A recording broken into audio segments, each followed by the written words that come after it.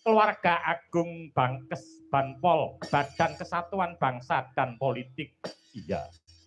Ingkang dipun pangarsani dening panjenenganipun Bapak Kaban nggih menika Bapak Edi Supriyanto, SSPP M. Iya. Ingkang dina semengko ya kuwi mau tansah galakake marang seni kelawan budaya supaya kanoman kuwi mau adoh sangka narkoba, kekerasan, intoleransi dan terorisme. Ngono ya, Mak. Iya. Awake dhewe uga matur nuwun ya, Nduk, marang panjenenganing ya kuwi mau Gubernur Jawa Timur. Iya. Ya kuwi mau ingkang tansah ndukung marang pelestarian marang budaya kang adiluhung iki. Iya. Sarta ya kuwi mau memperkuat persatuan kelawan kesatuane nusa dan bangsa iki, Nduk. Ngono, Mak. Heeh.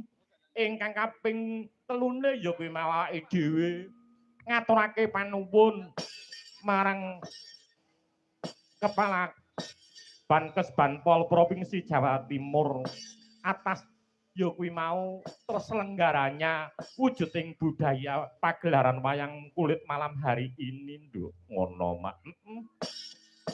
Awit mangertiya ya, Nduk, penyalahgunaan narkoba kuwi mau banget anggone mbebayani tumraping para kawula muda. Oh, ngono. Heeh. Bebayani tumraping kawula muda ora ming tumraping kawula muda ning bebayani tumraping kesehatan, Nduk. Ngono. Kesehatan mental kelawan fisik ya, kelawan sosial. Merga kang saka kuwi ya, Nduk, nak jaluk ya kuwi mau ing Laladan Kabupaten Madiun kene ya kuwi mau bebas narkoba. Ngono, Mak.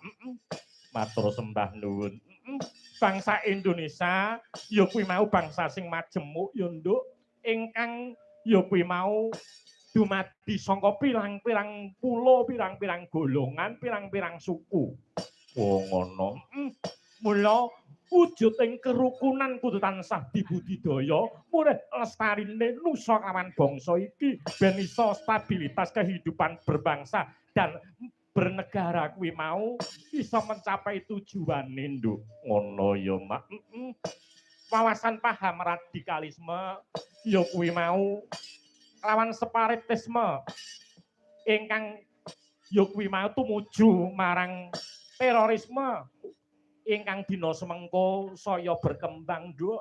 Awake dhewe wajib pinangka dadya pelestari budaya ya kuwi mau nyiarake marang para muda kabeh utawa sinebut kaum Z, Nduk. Ngono ya, Mak. Matur nuwun marang Propinca Kabupaten Madiun ya, Nduk. Ngono.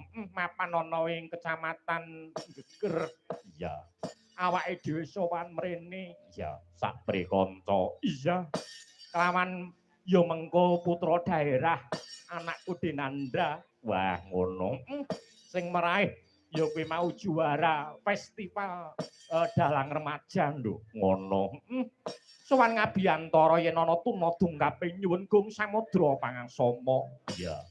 Awake dhewe mrene ora ijen, Nduk, pinarebek sanggiwaning para ya kuwi mau seniman-seniwati ingkang berbobot.